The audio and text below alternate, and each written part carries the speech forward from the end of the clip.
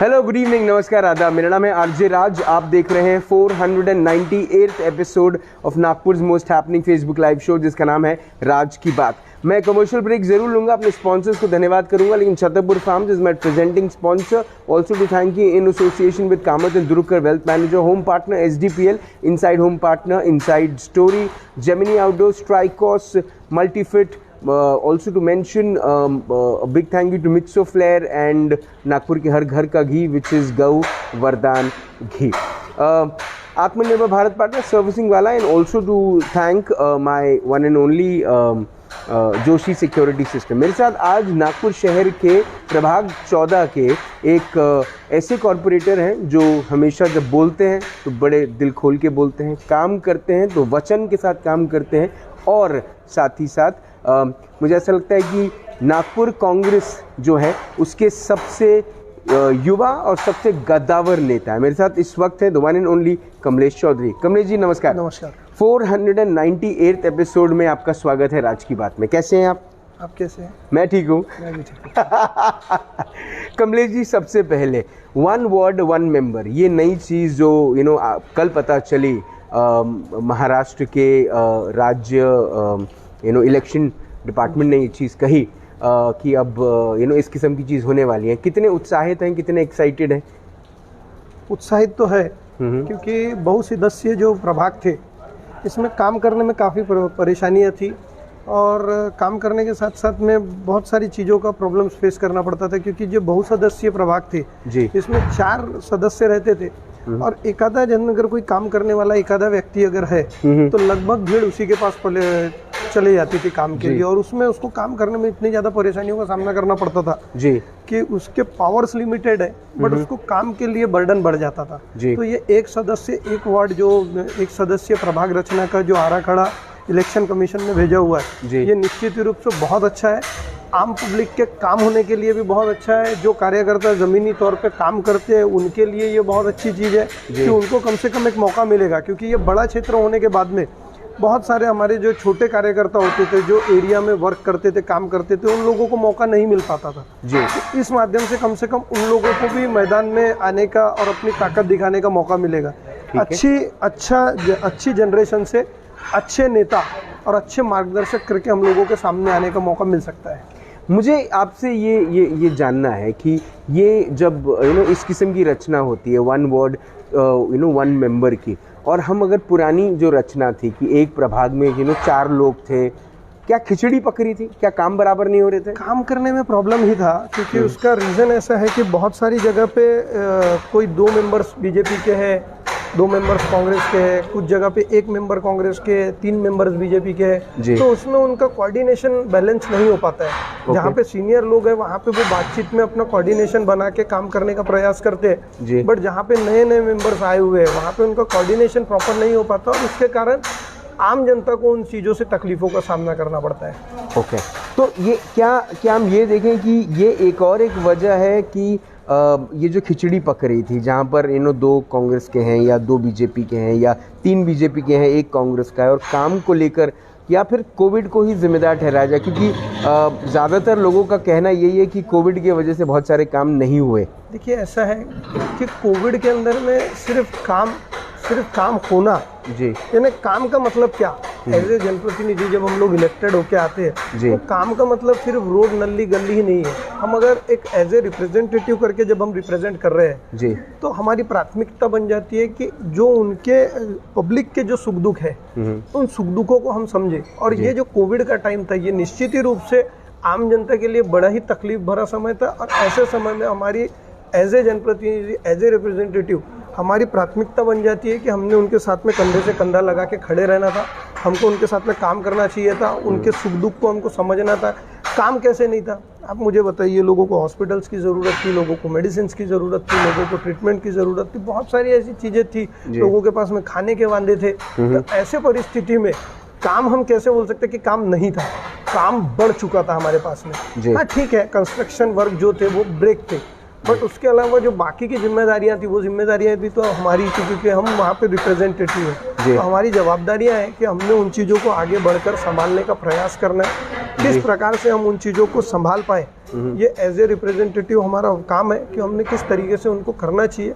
इन चीज़ों को प्राथमिकता से लेकर जनप्रतिनिधियों ने विचार करने की जरूरत है। मुझे एक चीज़ बताइए, जो जनप्रतिनिधि हैं, जो उन्होंने काम करना चाहिए था उसको लेकर अब क्योंकि बारिश जब हुई, जब पहली ज़ोरदार बारिश हुई तो नागपुर की सड़कों में पूरा का पूरा पानी भर गया। लोगों ने अलग अलग किस्म के मीम्स भी बनाए जो बड़े पॉपुलर हुए लोगों के, नेताओं के, और जिसमें हमारे महापौर का भी उनका भी देखने को मिला। वो थोड़ा सा मजाक के लिए ठीक है, लेकिन हकीकत तो यही है कि नागपुर की सड़कों में आज इतना पानी भर गया है कि अब रास्ते दिखना थोड़ा सा मुश्किल हो जाता है, स्पेशली जब ज़ोरदार बारिश हो जाती है। तो हमारे पास में, मुझे ऐसा प्रतीत हुआ कि हमारे पास में प्रॉपर प्लानिंग अभी भी नहीं है। हम अगर देखा जाए तो हम मेट्रो के बड़े बड़े पुल बनाने में लगे हुए, हम सीमेंट रोड बनाने में लगे हुए, बट ट्रंक लाइन के नाम पे आज भी हमारे पास में कोई भी ट्रंक लाइन नहीं है। अगर ट्रंक लाइन की हम बात करें तो आज भी हम नाग नदी और पीली नदी के ऊपर निर्भर है। यानी हमारा जितना भी सीवरेज का जो भी पानी है, ये 2 नदियों के माध्यम से ही आउटलेट हो रहा है। इसके ऊपर में कोई प्लान आउट नहीं हुआ है और अब इसके ऊपर में कॉरपोरेशन वर्क कर रही है, पर कब काम करेगी और कब होगा तब तक तो हमको इन चीज़ों की तकलीफों का सामना करना ही होगा।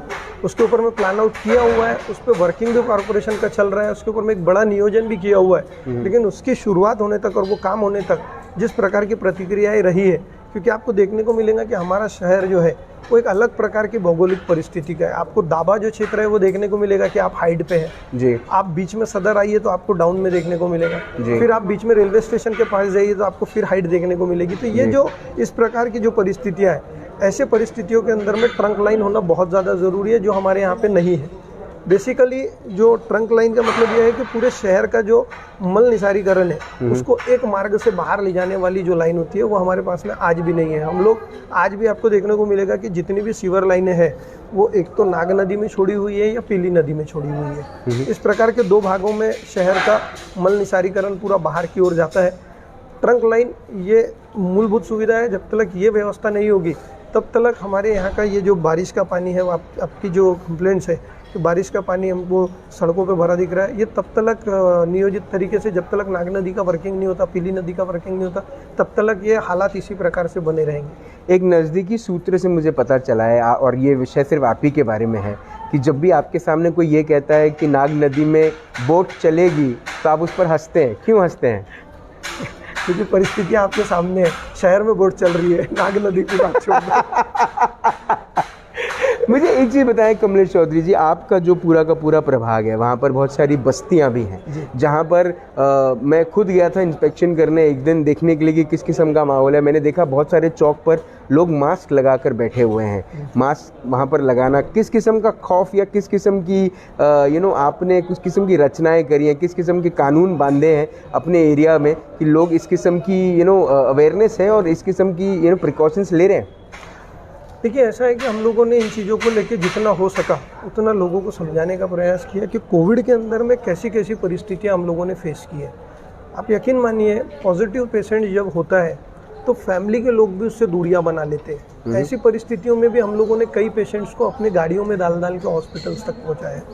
तो हमारा ऐसा मानना है कि इस प्रकार की परिस्थितियाँ किसी भी परिवार में निर्माण ना हो कि उनके परिवार से उनकी दूरियां बने। जो ज़्यादा बेहतर है कि सोशल डिस्टेंसिंग हम लोग आपस में रखें और मास्क लगा के रहे, जिससे कि कोविड जैसी जो एक भयानक एक जो स्टेज है जो हमने देखा है कि आज भी हम देखने को मिल रहा है हमको कि अब लोग यूज्ड टू जैसे हो गए कि कोई किसी को सुनने के इसमें नहीं है, सभी लोग प्रॉपर तरीके से वर्किंग में, मानो ऐसा समझ में आ रहा है कि कोविड है ही नहीं जी। लेकिन ऐसी परिस्थितियां नहीं है। गवर्नमेंट की तरफ से आज भी गाइडलाइंस है कि किसी भी समय पे 3rd वेव हमारे यहाँ आगमन हो सकता है। और ऐसे परिस्थिति में अभी आपको देखने को मिलेगा कि 4 पेशेंट्स धर्मपेट और मंगलवारी जोन, ये दोनों जोन के बीच में 4 पेशेंट डेल्टा प्लस के मिले हुए हैं। अब ये जो पेशेंट मिले इन्होंने कितने लोगों को इफेक्टेड किया हुआ है ये तो वक्त बताएगा, आने वाला समय बताएगा। पर आज भी प्रशासन इन चीज़ों को लेके कहीं पे भी अवेयर नहीं है, ऐसा मानो यकीन हो रहा है। क्योंकि अगर अवेयर होता तो हमारे यहाँ अभी तक टेस्टिंग्स बढ़ चुकी होती है, टेस्टिंग्स नहीं बढ़ी है। और इन चीज़ों को लेके कहीं पे भी प्रशासन अब भी हदबल तरीके से यानी क्रिएट कर रहा है। हमारा काम है कि इंफ्रास्ट्रक्चर जो है, हमारा मेडिकल इंफ्रास्ट्रक्चर बहुत कम पड़ा है हमारे यहाँ। 2nd वेव में हम लोगों ने देखा है, तो हमारे को 3rd वेव के लिए उस प्रकार की तैयारी और उस प्रकार के नियोजन करने की ज़रूरत है। तो आपको ऐसा लगता है कि तैयारी नहीं है? मुझे तो अभी तक नहीं लगा कि इस प्रकार की नियोजन नागपुर महानगर पालिका के माध्यम से किए गए हैं। अगर थर्ड वेव आती है तो निश्चित ही रूप से नियोजन किया है, पर जिस प्रमाण पे नियोजन की ज़रूरत है उस प्रकार का नियोजन अभी भी हमारे यहाँ नहीं है। अगर हमारे यहाँ थर्ड वेव दस्तक देती है तो निश्चित ही रूप से सेकेंड वेव से भी भयानक प्रकार के परिणाम हमको देखने को मिलेंगे। एक बात, आभा पांडे जी भी लाइव देख रही हैं आपको, आभा जी एनसीपी से हैं। ये बात बहुत जल्दी पूछ रहा हूँ मैं आपसे ये चीज़, क्योंकि अभी तक ना तारीख आई है ना पता चला है कि कब इलेक्शंस रहेंगे, लेकिन फिर भी मैं आपसे जानने की कोशिश कर रहा हूँ। महाविकास आघाड़ी सरकार में एनसीपी, कांग्रेस, शिवसेना सब मिलकर चला रहे हैं सरकार। क्या एनएमसी इलेक्शन में भी आप तीनों मिलकर लड़ेंगे या फिर सब अलग अलग लड़ेंगे? देखिए, ये विषय जो है ये विषय नेताओं का विषय है, तो ये ज़्यादा बेहतर होगा कि आप हमारे जो राज्य के नेता लोग हैं जिन्होंने मिलकर महाविकास आघाड़ी का गठबंधन किया और सरकार बनाई राज्य के अंदर में, निश्चित रूप से समय आने पे ये बहुत अच्छे निर्णय लेंगे और इनके निर्णयों का पूरे जो पार्टी के वर्कर्स हैं, चाहे वो हम लोग नगर सेवक हो या पार्टी वर्कर्स हो, ये सभी लोग उनके जो लिए हुए डिसीजन है उनका सम्मान करते हैं। और उसी के चलते आज आपको देखने को मिलेगा जो इतिहास में कभी नहीं हुआ, इस प्रकार का गठबंधन हमको देखने को मिला और बहुत सुंदर तरीके से पिछले 2 साल से सरकार चल रही है जी। बहुत सुंदर तरीके से चल रही है, यानी उनका काम देखिए, उनका कोऑर्डिनेशन देखिए, उनका बैलेंसिंग देखिए, तो आपको कहीं पे भी अभी तक ये सुनने में नहीं आया होगा कि इनके बीच में कहीं विवाद चल रहा है। जबकि 25 साल से जिस पार्टी का बीजेपी से अलायंस रहने के बावजूद एक बार की सत्ता में मुख्यमंत्री पद को लेकर उनका विभाजन हो गया, तो कम से कम मुझे ऐसा लगता है कि बहुत बैलेंसिंग तरीके से महाविकास आघाड़ी काम कर रही है और आने वाले समय पे इनके जो निर्णय भी होंगे वो निश्चित रूप से कार्यकर्ताओं को और जो ज़मीनी नेता हैं इन सभी लोगों को मान्य होंगे। कमली जी, आपको लोग नेता कम समाज सेवक के रूप में ज़्यादा देखते हैं। आप इस बात को लेकर क्या जो अगेन एक सूत्र से पता चला कि आप ऐसा लगता है कि मेरे सूत्र के बारे में पता करने की कोशिश करेंगे अभी, लेकिन एक सूत्र ये कहता है कि आप इस बात पर थोड़ा अपसेट चल रहे हैं कि नागपुर महानगर पालिका की तरफ से जो फंड्स या जो पैसे मिल रहे हैं काम के लिए, जो बकाया काम बाकी हैं वो बहुत कम मिल रहे हैं। इस बात को लेकर नाराज़गी है? निश्चित ही रूप से है, क्योंकि उसका कारण है हम लोगों को प्रॉब्लम नहीं गया। जो सीनियर लोग थे उन लोगों को कुछ चीज़ों की जानकारी थी, उन्होंने इधर उधर से फंडिंग वगैरह जुगाड़ करके अपने एरिया में वर्किंग तो किया, बट लेकिन फिर भी जो नए मेंबर्स थे या हम लोग भी समझो जो जिस हद तक हम लोगों ने जाना चाहिए था, यानी जो वर्किंग स्पीड हमारा होना चाहिए था, जो पिछले 2 टर्म का हमारा रहा, 2 टर्म के मुकाबले निश्चित रूप से ये बार भी ज़्यादा वर्किंग रहा मेरा, जो 2 टर्म में रहा उससे ज़्यादा वर्किंग रहा। दूसरे वर्किंग के ऊपर में भी हम लोगों ने वर्क किया बेसिक वर्क के साथ में ये टर्म में, और उसके यानी जो उसके जो पेपर्स है या डॉक्यूमेंटेशन है वो समय के साथ साथ मैं पब्लिक के सामने प्रोड्यूस भी करूँगा। बट उसके साथ साथ हमको ये चीज़ें बहुत अच्छी आपने बोली कि फंडिंग्स जो ब्रेक हुआ वो निश्चित ही रूप से ब्रेक हुआ, और उसमें 2 साल के कोविड में जो डेवलपमेंट वर्किंग के ऊपर में जो ब्रेक लगा उसके कारण भी बहुत सारे काम हमारे ब्रेक हुए। ऐसे सिचुएशन के अंदर में मुझे ऐसा लगता है कि इलेक्शन ईयर है और हर जो कॉर्पोरेटर इलेक्टेड कॉर्पोरेटर्स रहते हैं, इलेक्टेड मेंबर्स रहते हैं, उन लोगों को लगता है कि ज़्यादा से ज़्यादा लोगों का काम हो, ज़्यादा से ज़्यादा लोगों की वर्किंग हो, ज़्यादा से ज़्यादा लोगों के समाधान किया जा सके। रहता है कि लास्ट जो ईयर होता है उसमें बच्चे कुचे जितने भी काम है वो निकालने का प्रयास होता है, बट देखने को ये मिल रहा है कि नागपुर महानगर पालिका के अंदर में पूरा भट्टा बैठा हुआ है। सिर्फ 4-5 हेड के अलावा जो जूने यानी जो पुराने काम थे वो काम को भी अभी करने के लिए आयुक्त महोदय की तरफ से ब्रेक लगा हुआ है। तो ऐसे परिस्थितियों में निश्चित रूप से पार्षदों में, नगर सेवकों में इन चीज़ों की नाराज़गी है कि उनको फंड्स भी अवेलेबल नहीं हुए, और जो हुए तो उसके बावजूद भी उनके काम रुके हुए हैं। कई सारे ऐसे पार्षद हैं, कई सारे ऐसे नगर सेवक जो हैं जो चुने गए हैं, और कई लेजेंड नगर सेवक जो हैं उनको युवा जब देखते हैं तो इस नज़र से देखते हैं कि अब इतनी बार वो लड़ चुके हैं इलेक्शन कि अब वो मास्टर हो चुके हैं उससे। लेकिन अब युवाओं की जो भीड़ है, जो कतार है, वो कांग्रेस में भी है, एनसीपी में भी है, बीजेपी में भी है। तो आप इसको किस तरह से देखते हैं? क्या आने वाला एनएमसी चुनाव जो है वो युवाओं के बीच होगा, या फिर क्या युवाओं को मौका देगी आला कमान या पार्टियां?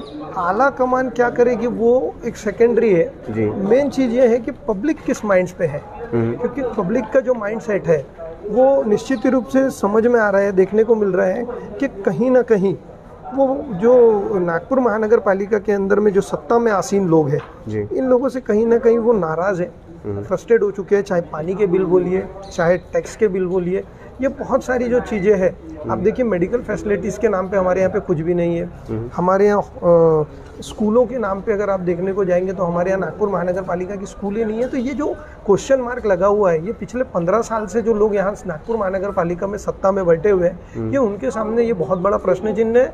और ये प्रश्न चिन्ह के चलते निश्चित ही रूप से ये बार आम जनता बदलाव के मूड में है। एक बीजेपी के एक युवा मोर्चा के एक नेता हैं हनी भंडारी, वो कहते हैं कि अब की बार 120 पार बीजेपी एनएमसी। कुछ रिप्लाई करेंगे इसको? मैं आपको एक ही चीज़ बताना चाहूँगा कि अब की बार 120 के पार। अच्छा, हाँ, तो ये जो चीज़ें हैं, ये निश्चित रूप से ये उन्होंने बताया जरूर, लेकिन शायद वो मुझे ऐसा प्रतीत हो रहा है कि वो कांग्रेस का प्रचार कर रहे हैं कि अब की बार 120 पार। भाव विकास अघाड़ी सत्ता में है और निश्चित ही रूप से हम नागपुर महानगर पालिका में बहुत अच्छा परफॉर्मेंस देने वाले हैं। और जिस प्रकार से वो बता रहे हैं, ठीक है, लगता उनको, हर किसी को लगता है कि हमारी पार्टी आगे होनी चाहिए, लेकिन मैं आपको हवाई बातें बताना नहीं चाहूँगा। हम बहुत अच्छा परफॉर्मेंस करने वाले हैं, क्योंकि आपको शायद याद होगा जब विधान परिषद के इलेक्शंस हुए तो हमारे माननीय माजी महापौर संदीप जी जोशी भारतीय जनता पार्टी के कैंडिडेट थे और पिछले 60 साल 65 साल पुरानी सीट को हम लोगों ने बहुत बड़ी मार्जिन से धराशायी किया। हमारी पार्टी ने बहुत बड़ी मार्जिन से धराशायी किया। तो ओवर कॉन्फिडेंस ठीक नहीं होता है। तो जिसने भी इस प्रकार का दिया कि अब की बार 120 पार, वो ओवर कॉन्फिडेंस है। उन चीज़ों को लेके ज़मीनी हकीकत पे वो नहीं है। उनको ज़मीन पे उतर के इन चीज़ों का एनालिसिस करने की ज़रूरत है। आभा पांडे जी ने एक ज़मीनी हकीकत बताई थी कि एनएमसी में करप्शन हुआ है कोविड के दौरान, और उन्होंने बहुत सारे प्रमाण भी दिए थे, बहुत सारे दस्तावेज भी दिए थे। क्या वो ठंडे बस्ते में चलेगा या आने वाले दिनों में वो सब चीज़ें उजागर होंगी? सत्ता में आसीन लोग अगर चाहे तो किन चीज़ों पे कार्रवाई नहीं हो सकती? तो ये नागपुर महानगर पालिका के अंदर में उन्होंने बहुत सारी चीज़ों को प्रोड्यूस किया है। ये बहुत उन्होंने बखूबी सही बात बताई है कि नागपुर महानगर पालिका में हुए जो घोटाले थे उनको उजागर करने के लिए उन्होंने दस्तावेज सदन के सामने भी प्रस्तुत किए, पर उस पर किसी भी प्रकार का सत्ता पक्ष कहीं पे भी लेके एक्शन मूवमेंट में नहीं है, क्योंकि उनको पता है कि अगर हम एक्शन में जाते हैं तो कहीं ना कहीं ये हम लोगों के ऊपर में प्रश्न चिन्ह होगा। सत्ता जो नागपुर महानगर पालिका के अंदर में जो सत्ता में आसीन लोग हैं उनके ऊपर में प्रश्न चिन्ह होगा, इसलिए वो इस प्रकार की कोई भी चीज़ों पे कार्रवाई में नहीं जाना चाहते जब तक इलेक्शंस ना हो जाए। एक वार्ड एक मेंबर आपके हिसाब से वोटर के लिए क्या फ़ायदा लाएगा? वोटर के लिए ये आप यकीन मानिए ये बहुत फ़ायदेमंद चीज़ है, और इसको आप अगर ग्राउंड पे जाके जब टैली करोगे तो आपको समझ में आएगा कि आम जनता भी यही चाहती थी। 4 मेंबर्स होने के बाद में एक पे काम ढकेलने का काम हुआ करता था, और ऐसे परिस्थितियों में जो आम आदमी जो काम कराने के लिए निकलता है वो यही नहीं समझ पाता कि मैं काम करवाऊँ किससे। तो ऐसे परिस्थितियों के अंदर में सिंगल वार्ड सिंगल सदस्य ये बहुत अच्छा फॉर्मूला है, और इसके तहत आम जनता के जो काम है वो 5 के 5 साल होते रहेंगे, ऐसा पूरा विश्वास मुझे है। मेरा आखिरी सवाल आपसे, सवाल नहीं, मैं चाहूँगा कि आप कॉम्प्लीमेंट दे दें अगर आप पसंद करते हैं तो। राज की बात परसों 500वां एपिसोड सेलिब्रेट करने जा रहा है, कुछ कहेंगे राज की बात पे? मैं तो यही बोलना चाहूँगा कि मेरी तरफ से पूरी बेस्ट विशेष है। आपका जो शो है वो निश्चित रूप से मैं रेगुलरली देखता हूँ। कभी अगर छूट जाए कहीं मीटिंग वगैरह में हूँ तो बात अलग है, बट आपका जो शो है वो रेगुलरली मैं भी देखता हूँ। बहुत अच्छे तरीके से आप समाज के जो छूटी हुई बातें हैं उनको सामने लाते हैं, लोगों के सामने रखते हैं, लोगों के व्यू लेते हैं। और ख़ास बात इसमें यह है कि आपका जो शो है वो सबसे बड़ी चीज़ ये है कि ये कोई करोड़पतियों का शो नहीं है। ये मैंने देखा है कि आपने जिन लोगों के आज तक शोज किए हैं वो बेसिकली समाज के अंदर में जिनका एक्चुअल में कंट्रीब्यूशन है उन्हीं लोगों को आपने अपने एपिसोड में अब तक लिया हुआ है। और निश्चित रूप से आपका जो शो है इसकी ट्रांसपेरेंसी इसी प्रकार से बनी रहेंगी, इतना ही विश्वास करता हूँ। आपको बहुत सारी शुभकामनाएं देता हूँ कि आपके इस शो का 500वां एपिसोड आप कंप्लीट करने जा रहे हो।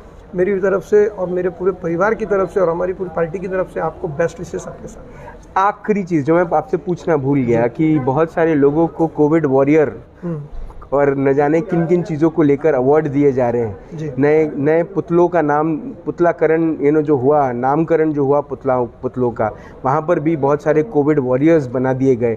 इसको किस नज़र से देखते हैं कमलेश चौधरी? देखिए कैसा है कि समाज के अंदर में जिन लोगों ने काम किया वो कहीं पे देखने को ही नहीं मिल रहे हैं।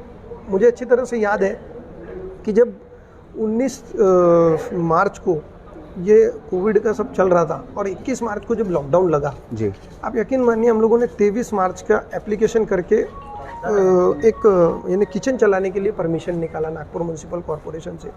और जिस समय हम लोग ग्राउंड पे वर्किंग के लिए निकल रहे थे, यकीन मानिए एक दो आदमी भी रोड के ऊपर में नहीं दिखते थे। और ऐसे परिस्थिति में कुछ संस्थान थे, जैसे गुरुद्वारे की संस्थान थी, साई मंदिर ट्रस्ट था, ऐसे बहुत सारे संस्थान थे जो वर्किंग कर रहे थे। पर आप यकीन मानिए, आपने कहीं पे देखा है कि इनको कोविड वॉरियर करके पुरस्कृत किया गया?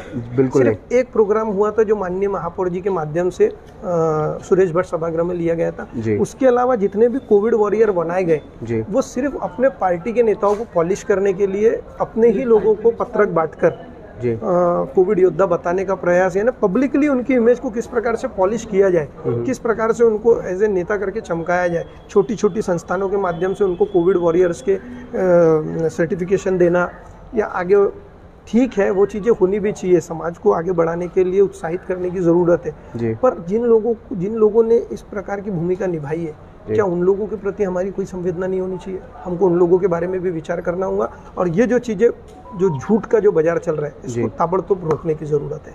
जो लोगों ने कोविड के दौरान बहुत सारा काम किया, उनको लेकर आपके मन में इस बात को लेकर है, लेकिन अब 6 महीने बच गए हैं, देखा जाए तो एक 6-8 महीने का वक्त बच गया है इलेक्शन में, और नई एनएमसी में कौन बैठेगा ये पता चलेगा। जी, कुछ कहना चाहते हैं बीजेपी को?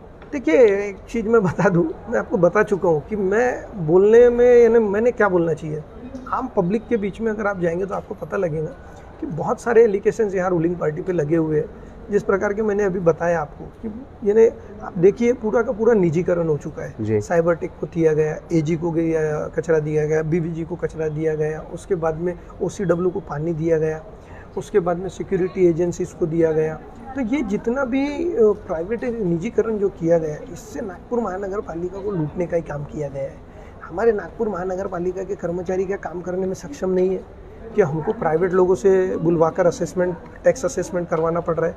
आप यकीन मानिए, टैक्स असेसमेंट का जो काम प्राइवेट लोगों के माध्यम से जो किया गया, उसमें इस प्रकार की चीज़ें देखने में आई कि कई हमारे नागपुर महानगर पालिका के अधिकारी हैं जिनके घर 2 बार गिन दिए गए हैं। तो ये जो चूक, ये जो गलतियाँ हुई है बिलिंग्स के ऊपर में, आप देखिए पानी के जो बिल्स है, पानी के बिल देखने के बाद में ये महसूस होता कि यानी मैं एक दूध वाला आदमी हूँ, मैं दूध बेचने वाला आदमी हूँ। मेरे जैसे को तो टेंशन है कि मैंने अगर नागपुर महानगर पालिका का पानी यूज़ किया तो मैंने दूध बेचना कि पानी बेचना, ये बड़ा क्वेश्चन मार्क हमारे सामने रहेगा, क्योंकि पानी का जो बिल है वो दूध के बिल से ज़्यादा हो चुका है। तो ऐसी सिचुएशन में एक बहुत बड़ा प्रश्न चिन्ह है लोगों के सामने।